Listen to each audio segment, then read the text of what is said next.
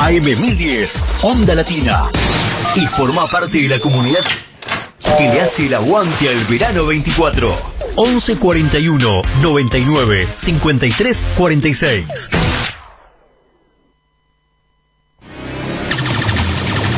Nuestras canciones dominan el verano 24. AM1010, Onda Latina. Una experiencia definitiva.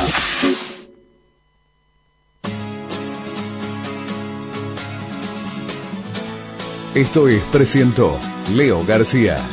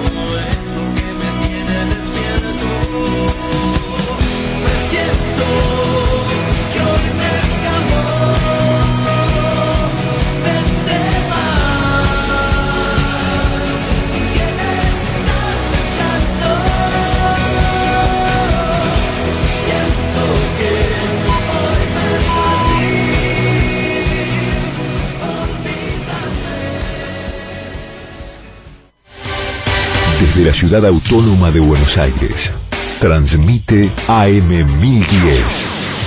Onda Latina, sonido e imagen hacia los 4 puntos cardinales del planeta Tierra.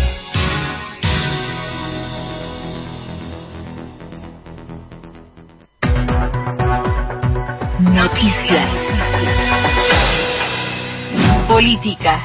El gobierno confirmó la libre elección de la obra social para quienes comiencen un trabajo. Así lo confirmó esta mañana el vocero presidencial Manuel Adorni durante su habitual conferencia de prensa. En virtud de la reglamentación del DNU 70-2023, que va a ser publicada a la brevedad en el boletín oficial, quiero informarles que los trabajadores tendrán la libertad de derivar sus aportes a la obra social o prepaga que elijan desde el inicio de su contratación. Durante décadas esto no pudo ser así, ya que muchos estaban obligados a mantener la obra social que les obligaba a tener la actividad o el sindicato al que pertenecían, así que esto les va a dar mucha más libertad. Sociedad. Lograron controlar y contener sectores del incendio en el Parque Nacional Los Alerces. Los brigadistas lograron controlar el incendio en algunos sectores del Parque Nacional ubicados sobre la cordillera de Chubut y en otras zonas. Sin embargo, detallaron que hay focos que siguen activos y que ya se consumieron alrededor de 8.000 hectáreas de bosque nativo y formaciones arbustivas. Actualmente son 281 las personas trabajando, pertenecientes a grupos de apoyo y brigadas con base en la región, y otros que llegaron de provincias tales como Santiago del Estero, Santa Fe y de la Ciudad Autónoma de Buenos Aires. Deportes. Argentina debuta mañana ante México en la Copa de Oro del fútbol femenino. El partido correspondiente a la primera fecha del Grupo A se jugará desde las 21:30 horas de Argentina en el estadio Dignity Health Sports Park de Carson, en el estado de California. La Copa de Oro de fútbol femenino, organizada por la CONCACAF, tiene 12 seleccionados divididos en 3 grupos. En esta ocasión, los combinados de Argentina, Brasil, Colombia y Paraguay actuarán como invitados del continente sudamericano. Más información en telam.com.ar.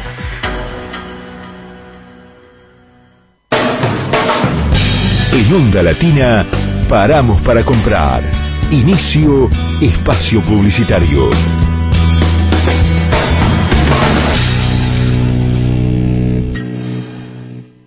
Cuidémonos del calor. Seguí estas recomendaciones. Tomar más agua y evitar exponerse al sol de 11 a 17 horas. Ante un golpe de calor, comunicarse con el SAME al 107. Conoce más en buenosaires.gov.ar/calor. Buenos Aires Ciudad. Vení a Jujuy y descubrí mucho más de lo que esperabas. Descubrí sabores, descubrí su gente, descubrí su energía. Gobierno de Jujuy, el norte a seguir. Sintoniza las canciones que transforman tu día. AM1010, Onda Latina. La dosis diaria para este verano.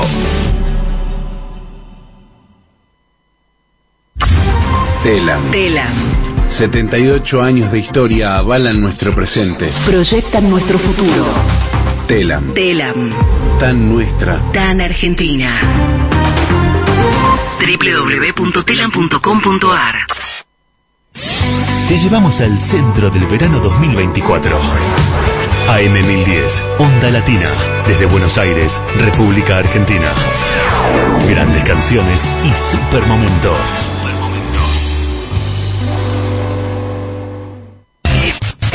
Volvemos a nuestra programación habitual.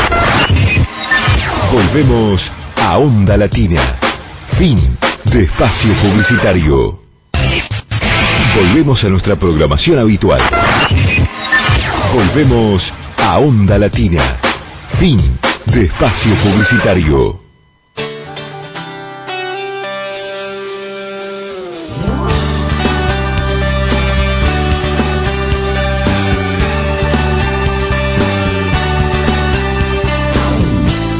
Espacio Urbano. Un momento de conocimiento y cultura de nuestros barrios. Un lugar para conocer la historia de los lugares que transitamos y los teatros de la ciudad. Lo que nos hace únicos, lo que nos hace felices. Entrevistas a especialistas, información histórica, investigación e informes sobre cada barrio. Cada envío describe un lugar de la ciudad. Nos acerca a su cultura, su trayectoria y sus escenarios. Con Miguel Masip, actor y director teatral. Lunes a las 16 por AM1010, Onda Latina. Espacio Urbano. Una producción de Ariel Barros.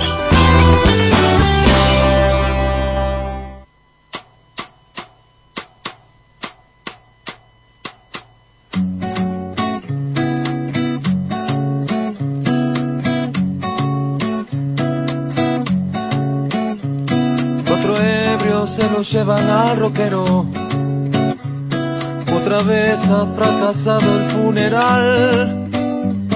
En el barrio se relamen las pancartas, avivando al modelo para armar.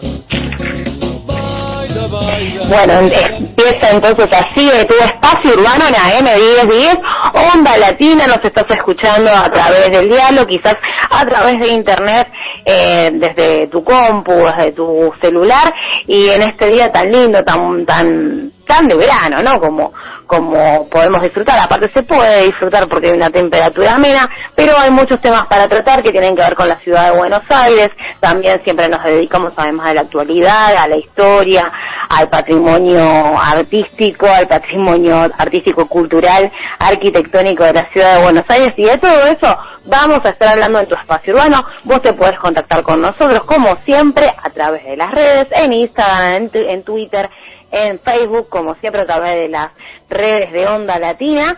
Y comienza así entonces con el mejor rock nacional, por supuesto, y ahora vamos a hablar con un especialista en viviendas, en el tema viviendas, ¿no? Y todo lo que eso acarrea en la ciudad de Buenos Aires. En breve vamos a hablar sobre eso en tu espacio urbano, y comenzamos. Y la gente hoy está queriendo más. Con el tiempo se nos fue para la cresta de una ola que no para de crecer. Entre las curiosidades porteñas nos referimos a la avenida Juan de Garay, que se llama así desde 1857. Recorre la ciudad desde el Bajo hasta Boedo y fue el camino que transitó el general Rosas después de la batalla de Caseros, y donde redactó su renuncia al cargo de gobernador de la provincia de Buenos Aires. Varios lugartenientes de Garay también obtuvieron sus homenajes tras la traza urbana. Por ejemplo, Alonso de Escobar, Gonzalo Martel de Guzmán, Pedro Franco, Luis Álvarez Gaitán, Baltasar Carvajal, Lázaro Gribeo, Pablo Cimbrón, Juan Fernández de Enciso y Pedro Morán. A quien le tocó en el reparto del extenso terreno que hoy ocupa la Quinta Presidencial de Olivos.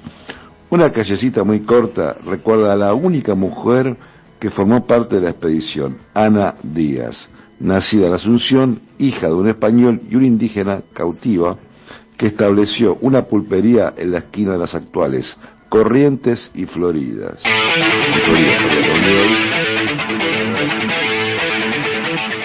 Espacio Urbano. Tu barrio, tu lugar en el mundo, la ciudad en escena. Lunes a las 16 por AM 1010 Onda Latina. Producción Ariel Barros.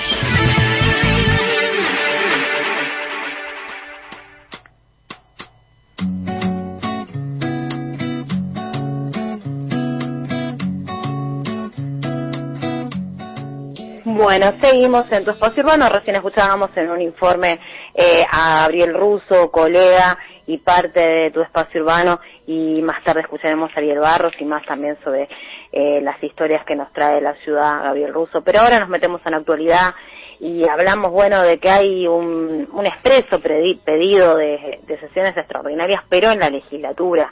Todos están detrás, ¿no? Y es noticia lo que está pasando en el Congreso, pero lo que sucede en la ciudad no deja, bueno, no se queda atrás, ¿no? Sobre todo en el tema viviendas, todo lo que tiene que ver con los precios de los alquileres, no solamente en viviendas, sino también en locales, que cada uno está poniendo el precio que quiere, el crecimiento, que hay cada vez más de los alquileres temporarios, una realidad que hemos hablado con varios legisladores, y que ahora vamos a hablar con Facundo Di Filippo, que fue legislador porteño y además es un dirigente que conoce mucho sobre el tema de viviendas. ¿Cómo estás?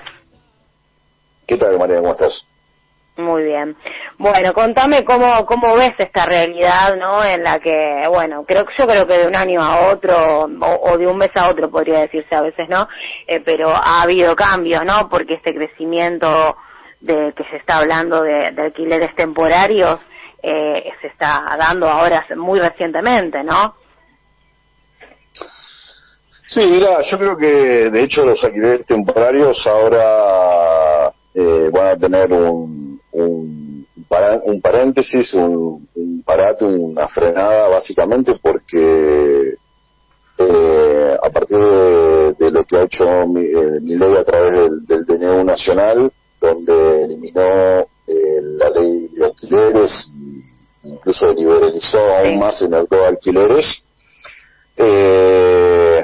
parte de esa tenencia, de esos propietarios que resguardaban inmuebles, los empezaban a liberar porque pueden tener renta también en dólares, que era lo que obtenían con el Airbnb, ¿no? Y a su vez, con los alquileres de corta estancia, los turísticos, se veían beneficiados porque había una diferencia cambiaria en la Argentina con respecto al dólar oficial y el dólar paralelo, que hoy no es tal. Entonces, la verdad que en Argentina, a partir de la devaluación impuesta por esta actual gestión, se encareció y se está viendo ya paulatinamente una merma en el turismo extranjero. Entonces, paulatinamente yo creo que va a ir en descenso, pero lo concreto es que es una realidad global. Los alquileres temporarios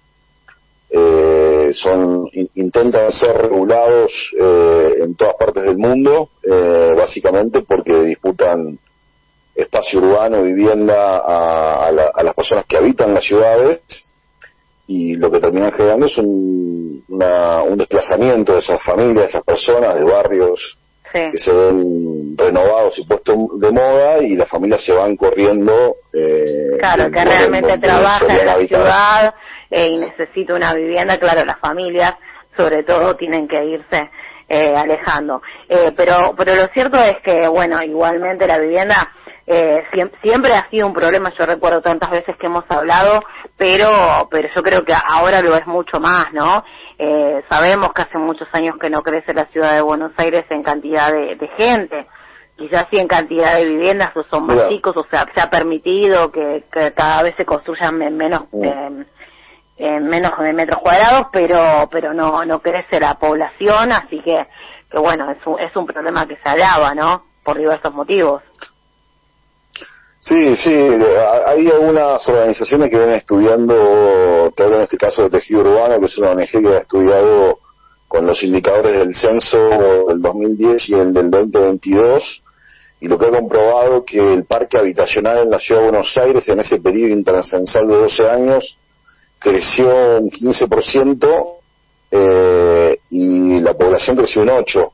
Entonces, evidentemente, claro, casi hay un doble de construcción de vivienda, de crecimiento en parque habitacional de vivienda, que no termina siendo vivienda en propiedad de familias que las necesitan, ¿no? Hay claramente una tendencia de un nivel de concentración de la propiedad muy fuerte, potenciado por todos estos años de gestión macrista, que lo que han hecho siempre es poner la zanahoria dentro, digamos, adelante del mercado inmobiliario y de las grandes desarrolladoras. Eso ha llevado a una tendencia, mucho crecimiento en parque habitacional, pero mucha inquilinización a su vez, ¿no? Los inquilinos en la Ciudad de Buenos Aires no paran de crecer. Y la verdad que es una situación muy conflictiva, ¿no? Porque hoy no hay oferta, hoy no hay, ahora aparentemente, y sostienen algunos medios de comunicación que empieza a haber más departamentos en alquiler. Departamentos, sí. Uno se pregunta a qué valores y en qué condiciones, ¿no? Porque en la desesperación inquilinos e inquilinas terminan aceptando condiciones que muchas veces están por encima de lo que pueden acceder o deberían acceder o deberían aceptar. Y es un mercado que así totalmente liberalizado va en detrimento obviamente de la capacidad de mucha población que no tiene otro camino por falta de vivienda pública, por falta de crédito hipotecario, que terminar alquilando de por vida. Sí, seguro, sí, obviamente no alcanza para ahorrar, son muchísimos salarios para ahorrar para comprar realmente, ¿no? Un departamento. Y esto que decís vos, esta diferencia entre la cantidad digamos, del parque habitacional, ¿no? El porcentaje de crecimiento y el porcentaje digamos, de inquilinos, tiene que ver con que la mayoría de estos departamentos se compran para invertir, el que puede, el que tiene poder adquisitivo, ¿a eso se debe? Sí, tiene que ver con eso, con que para mí hay una tendencia que está poco estudiada y que es difícil de estudiar desde las organizaciones que trabajamos temas de vivienda, porque requiere, digamos, un acceso a una información pública que es a veces muy encriptada, que es la titularidad de eso, ¿no? A partir de, yo te diría, digamos, de lo que fue el excedente del negocio sojero del campo, que fue mucho ladrillo desde el principio del kirchnerismo, te diría, en adelante, donde también el kirchnerismo durante muchos años lo que tendió fue a que hubiera inversión en ladrillo para que la gente no se refugiara en dólares y se le disparara el dólar o la demanda de dólares. Entonces hubo una creciente burbuja inmobiliaria, obviamente potenciada desde el 2000, también desde diciembre del 2007 con la llegada de Mauricio Macri al gobierno de la ciudad, que lo que hizo fue concentrar ese nivel de construcción, de edificios que han crecido por todos lados, de barrios que han sido estallados en su capacidad urbana, como lo es Caballito, como lo es Villa Urquiza, como lo es Poglan, justo el corredor norte, de Palermo hasta Belgrano, donde hay un cambio de fisonomía muy importante, donde se ha atentado contra el patrimonio arquitectónico, destruyendo viejas casonas históricas de la ciudad, donde se ha enajenado y se ha rematado suelo público para que grandes desarrolladoras avancen en construcción de complejos. Hay un sinfín, digamos, de casos de esa característica. Uno de los últimos puede ser el caso incluso de Tiro Federal, que llevó a que el gobierno le tuviera que dar otro lugar para que desarrollara un barrio ahí en las inmediaciones de la cancha de River.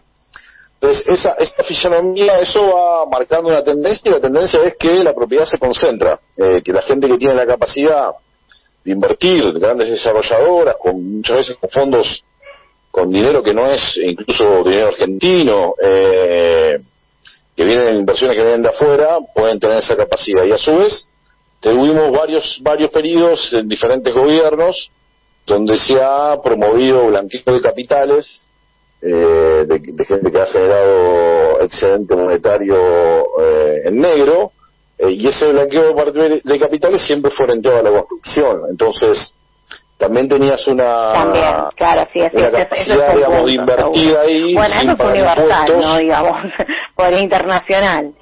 Sucede en muchos países. Sí, pero bueno, el blanqueo ha sido tanto, diría, de las gestiones de las últimas gestiones del kirchnerismo, como la de Alberti, como la de Mauricio Macri, y ahora la propia Milei también, ¿no? Que el blanqueo de capitales permita que no paguen impuestos, no se declare el origen de los fondos, sea lícito o ilícito, y termina siempre en ladrillos, que también lleva a eso, ¿no? A la concentración de la propiedad y la vivienda. Sí, seguro. Bueno, ¿y qué opinas? Por ejemplo, hay un famoso barrio, bueno, no lo vamos a nombrar, pero creo que no está aprobado, ¿no? Que sería como el primer barrio cerrado en la zona de Devoto. ¿Qué te parece esto? Tiene mucha publicidad. Sí, tiene mucha publicidad. Es de un ex jugador de fútbol que vino en desarrollador inmobiliario. Mira, yo creo que ese tipo de urbanizaciones ya están sobregiradas, digamos, en la provincia de Buenos Aires. Ha habido un crecimiento muy exponencial con la crítica urbana que siempre hay, que es primero una cosa de elitización de la vivienda, y otra es la extensión de la mancha urbana, ¿no? Porque terminan siendo grandes extensiones donde vive poca gente y hay un mal uso, digamos, del espacio urbano. En las ciudades deberían estar prohibidos, digamos, hay muchas ciudades a nivel global que donde hay densidad no se permiten ese tipo de construcciones. Es el caso que está ahora promoviéndose y que entiendo también como vos que es necesario una serie de aprobaciones más, pero a su vez también tenés el caso más marcado, que creo que es totalmente más grosero que que es el de la ex Ciudad Deportiva de La Boca, donde el Grupo ISA consiguió la modificación de los indicadores para construir la mini Uruguay Argentina, y que bueno, va a ser también, digamos, ¿no? Una pequeña urbanización cerrada, porque básicamente se accede por puentes, porque es casi una isla este predio,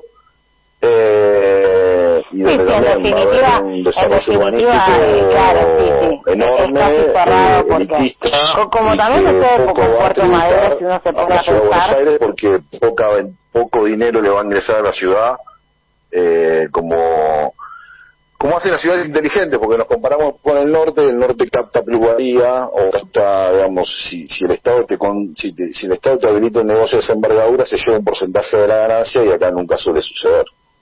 Uh-huh.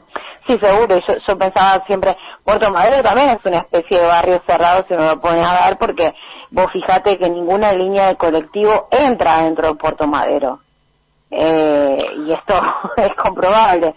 Todas pasan, bueno, por la es una especie de... es muy atinado lo que estás diciendo, porque básicamente siempre ha sido así. Puerto Madero se pensó, el origen de Puerto Madero, digamos, claramente nace en la gestión de Grosso, de Carlos Grosso en la ciudad. Claro, en los años 90, en un principio supuestamente se había pensado una ciudad judicial, después terminó en este mega negocio inmobiliario que es Puerto Madero. Y Puerto Madero, por ejemplo, lo que tiene es que es custodiado por prefectura, ni siquiera la policía. Entonces hay muchísimos, por ejemplo, yo he estado con gente del sindicato de motoqueros, y las motos las frenan antes de cruzar las dársena y los puentes, y las controlan, digamos. Ya tiene, digamos, el funcionamiento casi de un barrio cerrado, siendo obviamente calles públicas, porque tiene un nivel de control enorme, y sí, básicamente es un espacio en esa característica. Lo único que te diría que queda fuera de lugar allí, que se resistió mucho y que hemos peleado mucho tiempo para su urbanización, que es la Villa Rodrigo Bueno, ¿no? Que está justo en Costanera Sur, enfrente, digamos, de lo que es el espacio de la Mora. Claro, sí, seguro. Pero sí, de alguna manera siempre, bueno, no se dice así, pero termina siendo un poco cerrado si no entra ninguna línea colectiva, ni subte, ni primer metro, ni nada, ¿no? Pero bueno, ¿te parecen necesarias entonces las sesiones extraordinarias por este tema y por otras cuestiones más, como los despidos? Bueno, ¿o qué pensás? Que, digamos, ¿se podría solucionar algo en este tiempo, en este receso? Mira, yo creo que la tendencia, digamos que la atención y las cámaras y la atracción política va a ser puesta en el Congreso Nacional. No creo que sea un momento donde la ciudad se pueda hacer algo, porque se están modificando cuestiones estructurales a nivel nacional que impactan en todos los territorios. Hablábamos, si se quiere, digamos, de esta normativa, la modificación de la ley de alquileres, que te digo, nosotros la hemos defendido como organización. A mí me ha tocado estar un año al frente de un programa para intentar aplicar la ley en la gestión anterior, y me he ido de la gestión frustrado porque no hubo nunca voluntad política de la gestión saliente de llevarlo a cabo. Es un tema muy complejo, pero es un tema nodal para la Ciudad de Buenos Aires, porque nosotros tenemos un nivel de inquilinización que va creciendo, y que ya está generando muchísimos problemas, muchísima angustia en gente que no consigue dónde quedarse, gente que le está consumiendo más del 50% del salario, de sus ingresos, sostener una vivienda, en un momento donde crece y aumenta la inflación de una manera galopante en todos los rubros de la vida. Pero me parece que eso va a estar en la atracción. Después la ciudad podrá hacer, la verdad que la ciudad tiene herramientas para tomar medidas en torno a solucionar conflictos o tensiones habitacionales, y poco ha hecho, digamos, ¿no? Más allá de, por ejemplo, en el caso de alquileres, han sacado un histórico programa que se llamaba Alquilar se puede, que en realidad te prestaban dinero y te endeudaban y vos tenías que pagar más dinero después para poder soportar los gastos de una mudanza, por ejemplo. Era una estupidez, pero después lo salían a vender en los medios de comunicación como la gran política pública. Podría ser mucho más, pero bueno, yo no esperaría mucho una gestión de este signo político que gobierna la ciudad ya hace muchos años, hace muchas gestiones, y que lo único que ha hecho es convertirla en una joya del capital inmobiliario y el desarrollo a partir de inversiones nacionales y extranjeras. Sí, aparte el año pasado solamente en la legislatura una sola vez se reunió la Comisión de Vivienda, así que nos damos cuenta, está bien, más allá de que cambió la gestión, pero dentro del mismo signo político, el espacio que se le da a la política de vivienda es casi nulo en la legislatura, ¿no? Veremos este año, pero no es muy promisorio lo que se ve en el horizonte, ¿no? De acuerdo. De acuerdo. Es así como lo mencionás. Yo te digo, nosotros estamos ahora con un conflicto con una ley que ingresó, por ejemplo, para el sector 4 de la EXAU 3, donde también generan una política pública para un montón de familias que habitan viviendas que son públicas, pero que están en un proceso de reconversión. Estamos con las mesas de urbanizaciones en diferentes villas. Nosotros integramos en la Villa 31. Estamos con conflicto con el programa de hotelados, que hay micro desalojos permanentes de hoteles que son privados y que el Estado paga para familias, pero que también la intención de reconvertirlos en alquiler temporario turístico hace que expulsen familias, y nada de eso se atendía en la legislatura porteña, porque, como bien mencionaba, la comisión no está funcionando. Hay una decisión política de no hacerla funcionar.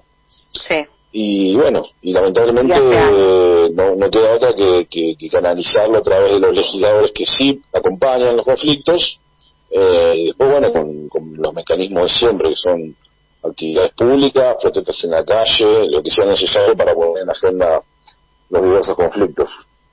Seguro. Bueno, Facundo, te invitamos a mandarnos información sobre este tema siempre que puedas, y bueno, que se necesita difundir, que siempre en la ciudad de Buenos Aires, y bueno, a tu disposición. Un abrazo. Un abrazo, gracias. Hablamos con Facundo Di Filippo, bueno, es dirigente, gran conocedor del tema de vivienda, sobre todo en la ciudad de Buenos Aires, y vamos a seguir hablando obviamente de esto. Seguimos con más informes históricos, también que tienen que ver con la arquitectura de la ciudad de Buenos Aires, la historia, y después volvemos con más actualidad. No para de crecer, hoy su cara está en toda la remera. Vamos a hablar del derecho a la participación en los planes de estudio. En cuanto a la Constitución de la Ciudad Autónoma de Buenos Aires, el artículo 24 en su segundo párrafo dispone que el Estado local organiza un sistema de educación administrado y fiscalizado por el Poder Ejecutivo, conforme con lo que determina la Ley de Educación de la Ciudad, y que asegure la participación de la comunidad y la democratización en la toma de decisiones. Los antecedentes convencionales, constitucionales que se nombran, reconocen la participación estudiantil en la toma de decisiones públicas, educativas, con un contenido mínimo de carácter consultivo y deliberativo. No hay decretos nacionales o locales ni leyes que hubieran reglamentado el mecanismo que mejor asegure esta participación con relación a la toma de decisiones sobre los planes de estudio.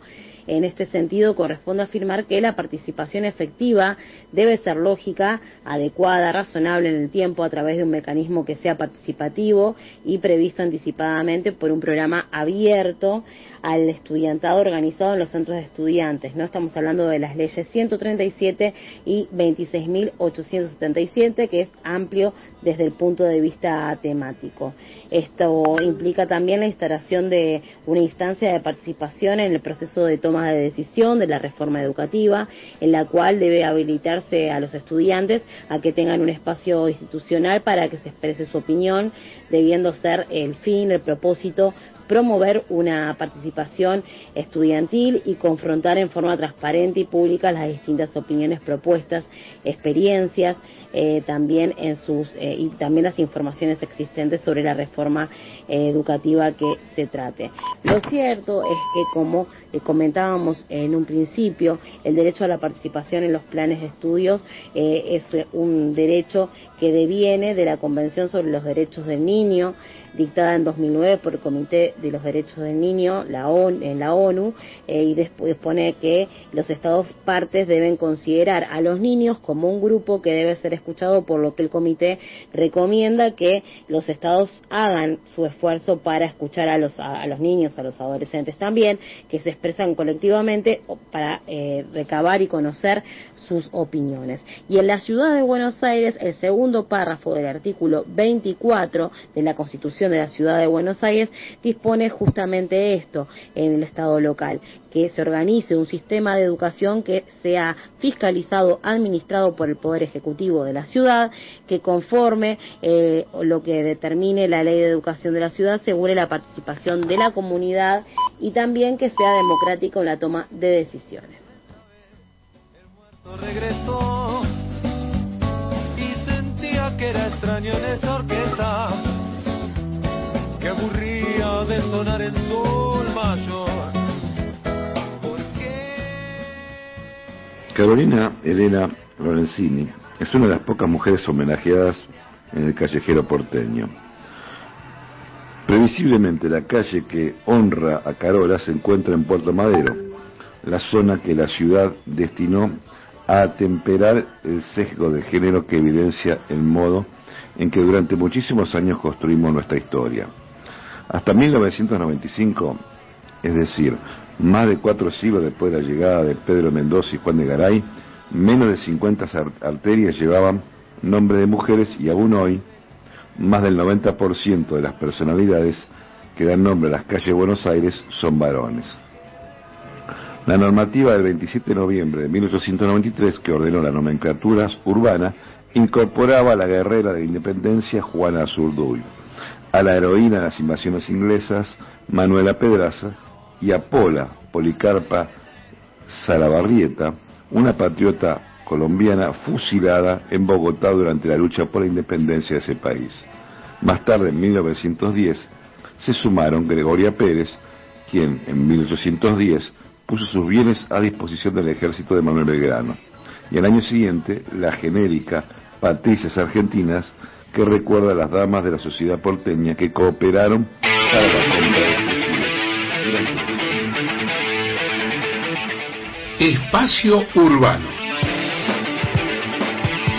Tu barrio, tu lugar en el mundo, la ciudad en escena.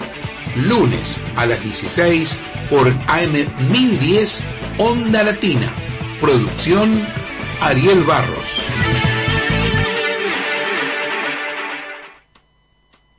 En tu espacio urbano seguimos, por supuesto, con el tema del plenario de comisiones en el Congreso de la Ciudad, en el Congreso, de la Nación Argentina, pero especialmente, bueno, nosotros hablamos de ciudad y queremos conocer junto a Iliana Celoto, como siempre, cuál es la situación de la ciudad y de la nación, y bueno, y un poco la exposición que tuvo en este plenario de comisiones durante la semana pasada. ¿Cómo estás, Iliana? Hola, ¿qué tal? ¿Cómo estás? Muy bien, muy bien. Bueno, contanos, bueno, te hemos escuchado, pero para los oyentes, ¿no?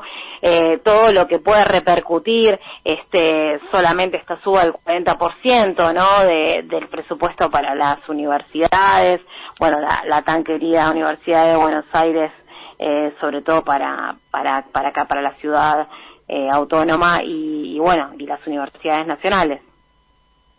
Mira, ¿te imaginas que con una inflación en el último mes del 25,5% y los anuncios es que para el próximo valor va a ser más alto todavía, que en todo el año se incremente solo un 40% para todas las universidades nacionales sobre un presupuesto del 2023 que ya era ajustado, implica directamente ahogarlas con el presupuesto para funcionar, impedirles poder hacer docencia, extensión, investigación, ni siquiera poder sostener los pagos de luz, gas, compra de papel, limpieza para todo el año. En ese sentido, yo lo que planteaba es que la ley ómnibus lo que dice la ley ómnibus, combinado con esta resolución de los ministros Pose y Caputo, indefectiblemente están empujando a la educación superior a una mayor privatización y mercantilización. ¿Por qué? Porque por un lado te sacan presupuesto, porque objetivamente va a ser mucho menos del presupuesto que hubiese correspondido, y por otro lado plantea la ley ómnibus que te autoriza a conseguir recursos, firmar convenios con recursos que van a implicar que fuentes privadas, sean nacionales o extranjeros, inviertan plata. Y todo lo que viene de capital privado invierte plata no para hacer beneficencia, sino para intereses propios. O sea, ¿cuál puede ser un interés propio? Que la extensión, la investigación o la docencia, más particularmente en algunas ramas que en otras, se gire no a los intereses que tiene la población de la ciudad de Buenos Aires, como vos recién decías, o de una localidad determinada, o las necesidades nacionales de todo el país, sino los intereses de quien está aportando ese capital. Es absolutamente así la historia de cualquier inversión, no solamente de la inversión universitaria. Por eso nosotros lo estábamos denunciando conjuntamente con otras cuestiones, porque mantiene la ley de educación superior. La ley de educación superior la tenemos desde el gobierno menemista. Nos llama la atención que este gobierno, que ha puesto a varios que estuvieron con Menem, la mantenga, pero digamos que también esa misma ley fue mantenida por todos los gobiernos desde Menem hasta ahora. Y en esa ley de educación superior se plantea el arancelamiento para el posgrado. El grado es gratuito, pero no va a tener plata, y pasa esto que acabo de decir, y el posgrado lo mantiene arancelado. Pero también plantea que va a tener que ser evaluado toda la actividad de la universidad, todo lo que tenga que ver con docencia, extensión, investigación e incluso la gestión institucional por la CONIAU, que es una evaluación externa, o por entidades privadas. O sea, lo que hacemos, lo que producimos en las universidades nacionales va a ser evaluado con un criterio de un sector privado. Bueno, todo esto también beneficia esto que te digo de empujar a la mayor mercantilización y privatización. Sí, y además pensaba, Iliana, acerca de, bueno, sabemos quiénes, no me animo a decir que en todas las universidades pasa esto, pero sé que en la Universidad de Buenos Aires pasa, que hay becas de viaje, de viáticos, hay becas de apuntes, cómo se va a costear todo esto, ¿no? Porque encima, además, aumenta el transporte, ¿no? Aumenta todo, pero aumenta el transporte que sabemos que los estudiantes, bueno, lo tienen que utilizar en su gran mayoría. Claro, yo en la exposición esto, ¿no? el otro día decía que sin estudiantes no hay universidad. Necesitamos que tener gente que quiera venir a formarse. Y realmente con un ahogo presupuestario, como vos muy bien explicás, sin becas, sin comedores, que son fundamentales para el interior. Hay universidades del interior que tienen alojamientos. Mira, yo estuve el año pasado, porque la universidad tiene las facultades, pero también tiene colegios secundarios, escuelas secundarias, en algunas universidades primarias y hasta jardines. El año pasado tuve la oportunidad de estar en la provincia de Misiones y ahí hay una escuela agropecuaria muy impactante por todo el trabajo que tiene, la extensión, y son todos jóvenes de toda la región que duermen de lunes a viernes ahí en la escuela, y muchos son becados porque si no no podrían estar estudiando y formándose. Sin presupuesto todo eso desaparece. Y mirá qué interesante, hay algo que se habla permanentemente pero no se ataca, que es el problema de la deserción, y es real, hay deserción, alrededor del 70% no se recibe. Ahora hay que, más allá de alarmarnos por la cifra, hay que analizar por qué, en qué carreras pasa, a qué altura sucede. Se habla como si fuera una cuestión de bueno, no se quiere estudiar. ¿Hola? Claro. ¿Cómo? No te entendí, perdón. No, que se habla como de una, como diciendo, bueno, utilizan los recursos pero no quieren estudiar realmente, y en realidad hay la falta de expectativa o analizar los programas de estudio. Bueno, hay muchas causas por las que eso pasa. Porque tienen que ir a laburar urgente. También, y claro, imagínate, seguro. Hay algunos trabajos, hay muchos chicos que trabajan en estos servicios de Rappi, de entregas de comidas, que no tienen horarios, que son muchas horas, y por lo tanto no pueden seguir cursando la misma cantidad de materias, se van atrasando y muchas veces finalmente dejan. Todo eso, si hubiese becas, si aparte tenemos en cuenta que la juventud, y digo juventud porque también estoy tomando la de los colegios secundarios universitarios, y las universidades, un chico ingresa a la universidad a los 17, 18 años, tiene que poder sostenerse, muchas veces colaborar con su familia, y hoy tenemos un nivel de pobreza en esa franja etaria de un casi 70%, igual a la deserción. No es nada llamativo esto. Evidentemente necesitamos fomentar condiciones para que nuestra juventud pueda dedicarse a estudiar, a formarse, y no es lo que está pasando. No, seguro, sí, encontrar un trabajo part-time y es muy difícil, y bueno, y muchos necesitan colaborar con su casa, ¿no? Y además, bueno, además también el tema habitacional que hablábamos recién con Facundo Di Filippo, que conoce bien del tema. Que es gravísimo en la ciudad de Buenos Aires, ¿no? Antes también hemos nombrado la ciudad, y es muy grave el problema. Pero vos sabés que no solamente para la juventud, nosotros, la docencia universitaria y preuniversitaria, una inmensa mayoría alquila. Es muy grande porque no hay ninguna promoción y facilidades para poder comprar vivienda.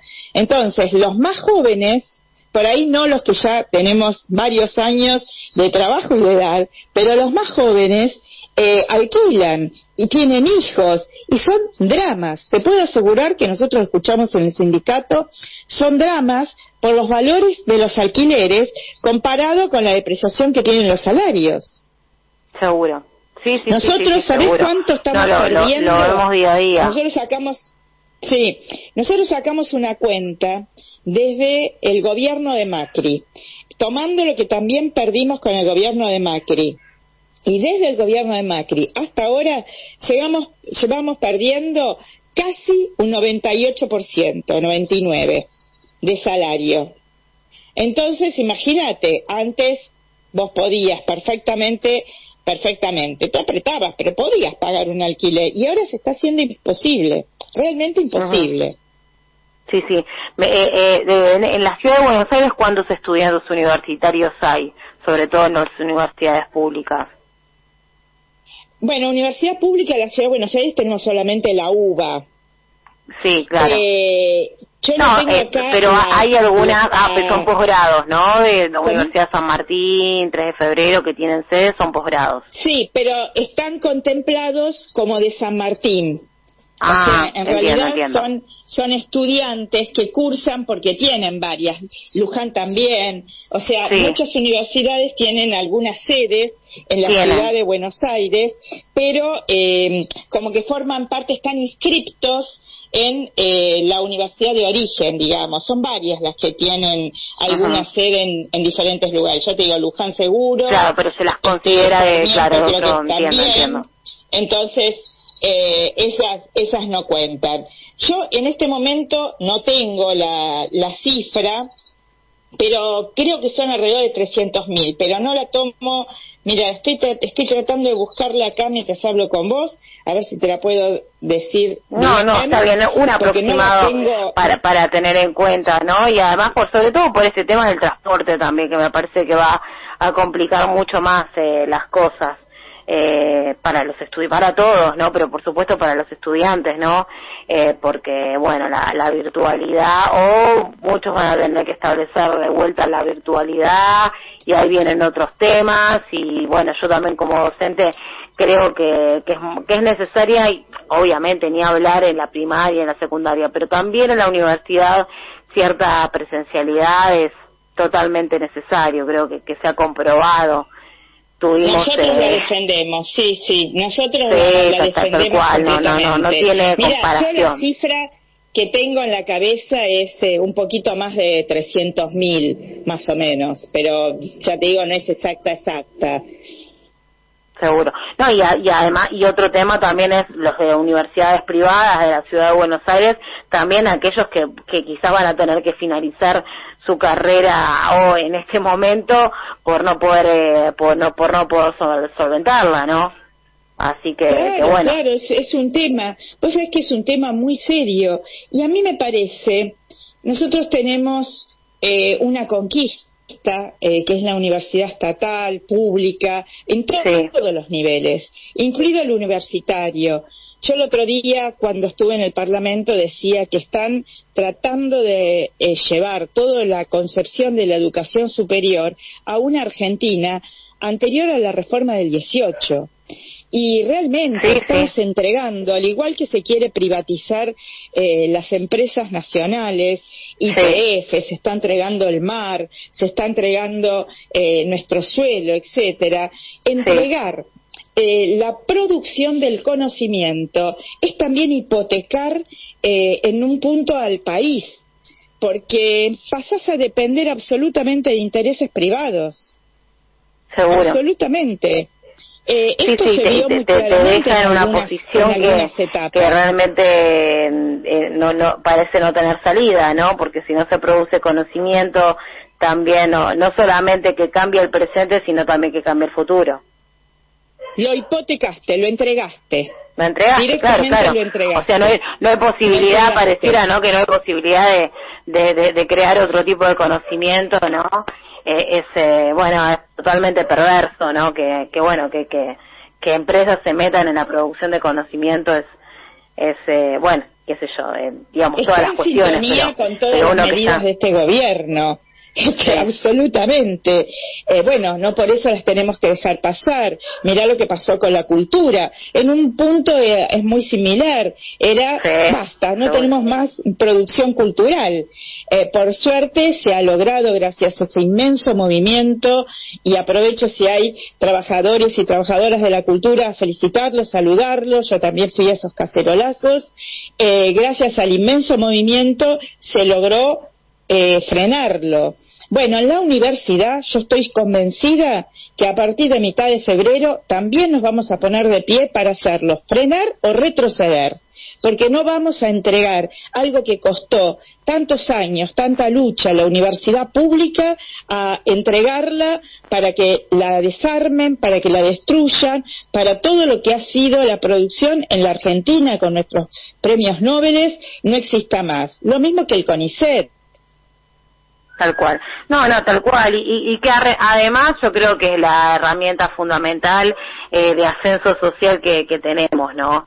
Y esto lo podemos ver en las generaciones. Tenemos primera generación de universitarios en muchos lugares, y esto no es algo que fue dado naturalmente, sino que tiene que ver con que, bueno, los hijos de los trabajadores pudieran acceder a la universidad. Totalmente. Por supuesto. Y hoy, ¿vos sabés lo que cuesta una universidad privada? Hay muchos, digamos, hijos de clase media, hoy con la situación de la clase media, tampoco podrían ir a estudiar en una universidad privada. Fíjate, por eso muchos van a terminar abandonando, eso seguro. Ya vamos a conocer los números muy pronto. Todos vemos los Simpsons, no hemos visto los Simpsons. Cuando empiezan a ahorrar ahí, porque de alguna forma te muestran hasta una caricatura de la situación, pero cómo empiezan las familias a tratar de ahorrar para que estudie un hijo, en este caso era Lisa que le tocaba, pero para que un hijo pueda estudiar en la universidad. Seguro, ¿no? Sí, esos vaivenes que ella tiene, ¿no? Decir dónde me tocará, dónde podrán mandarme, ¿no? Y esa angustia que ella vive, sí, totalmente ilustrativo, sí, siempre lo hablamos entre amigos, pero realmente es un dibujito imperdible, ¿no? Es lo que... Es imperdible porque te retrata situaciones, por suerte te las hace con un toque cómico, pero que son tragedias en realidad. Y nosotros tenemos que evitar, y toda la población se tiene que poner de pie para evitar que la Argentina no viva una tragedia. Seguro, después de tantas conquistas y bueno, y cuestiones que además ni siquiera merecen ser o sea, ni siquiera no traen pérdida, no traen, al contrario, son todas ganancias, son todas, bueno, también pasaba como vos decís con el caso de la cultura, ¿no? El otro día Axel Kuchevaski, que es productor y va y viene, decía, ¿por qué no quieren que vengan, no sé, películas a grabarse acá? Trabajo de eso, de traer inversiones, es reconocido el cine argentino y bueno, por algo es reconocido y por algo, o sea, no solamente por un paisaje ni demás, o sea, todo lo que viene a filmarse y todo eso tiene que ver con la pantalla que somos, ¿no? Y si no se produce... Claro. Tal cual, es lo mismo, ¿no? Es como, o inclusive hasta Santiago Mitre habló de por qué le quieren cortar las piernas a Messi, ¿no? Que es el director de Argentina en 1985, éxito de la taquilla del año pasado.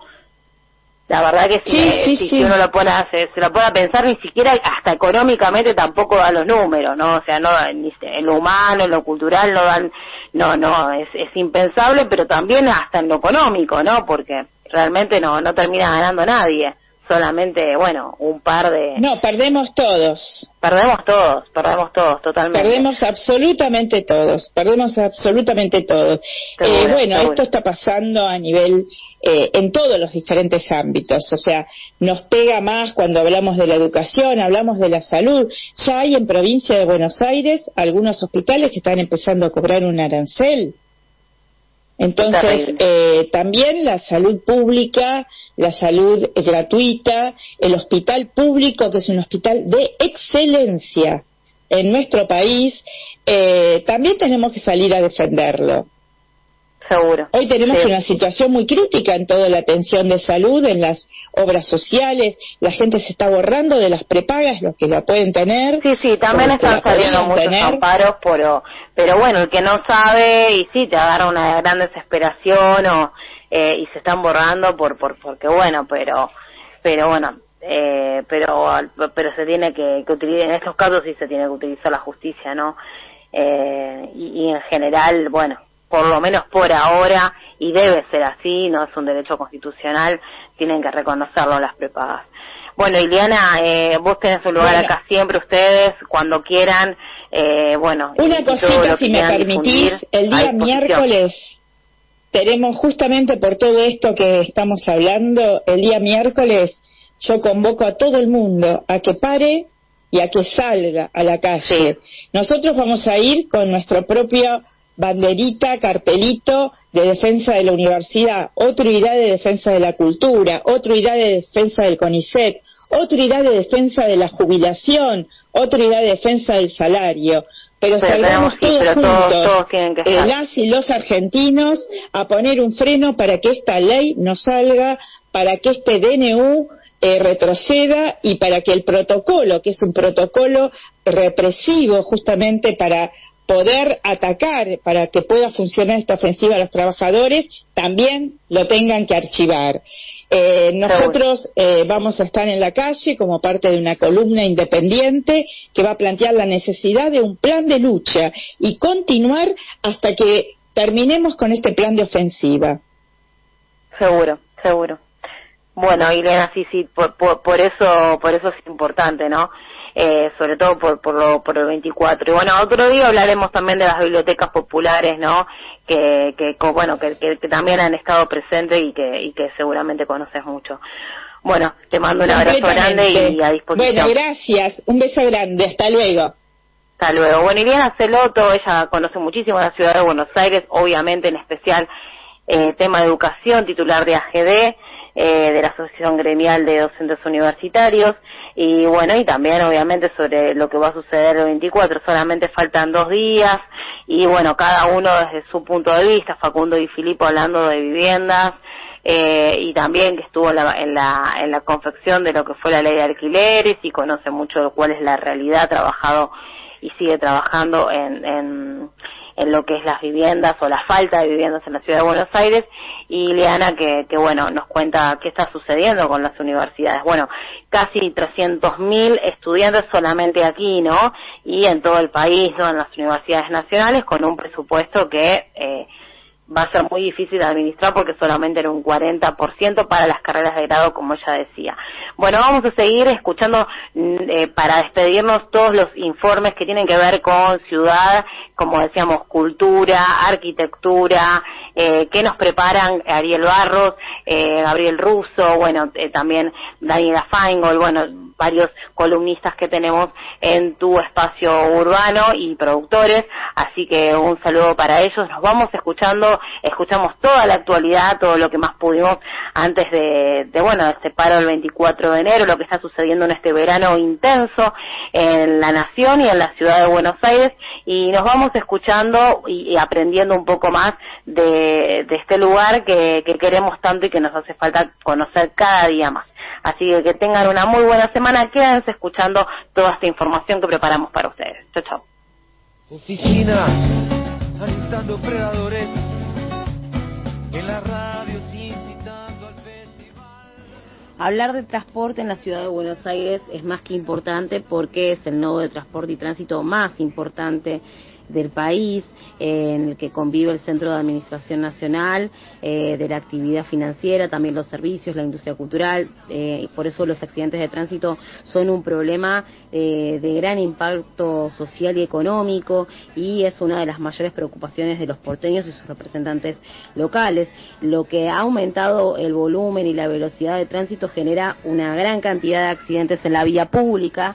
El control y la reducción de estos, el factor humano es uno de los principales causantes siempre, necesariamente debe apoyarse para poder reducirse los casos en la adquisición de una conciencia vial, de una prevención, de una capacitación de los ciudadanos, algo más que el simple conocimiento de las normas y las señales de circulación, sino también una concientización, una gran capacitación. En respuesta a esta problemática en la ciudad, el sistema de evaluación permanente de conductores, conocido como el scoring, es una política pública que busca fomentar un comportamiento de la ciudadanía distinto y mejor, que vaya mejorando a través del tiempo frente al volante, mediante la coerción, la sanción de quitar la licencia de conducir en caso de quedarse sin puntos, y hay casos diferentes, ¿no? Si es en reiteradas oportunidades, cuáles serán las penas, pero en caso de violentar las disposiciones de este sistema, el scoring no se aplica en todas las faltas de tránsito, esto es importante destacarlo, sino en aquellas en las que el legislador consideró de mayor gravedad, como pueden ser la no utilización del cinturón o del casco, cruzar un semáforo en rojo, los excesos de velocidad. Este sistema de scoring tiene como propósito bajar el número de infracciones graves y muy graves que se cometen cotidianamente, lo cual va a reducir significativamente el número de víctimas en accidentes de tránsito y perseguir y sancionar al que delinque de alguna manera, ¿no? Por lo menos en la vía pública, ¿no? Que viola estas normas. Busca que el conductor termine reflexionando y comprendiendo la gravedad de sus actos y las consecuencias que puede traer al no cumplimentar con la norma vial. Por eso es tan importante la capacitación para entender y la prevención antes de que sucedan estos casos graves y muy graves. El scoring tiene dos aspectos, uno que es el sancionador y otro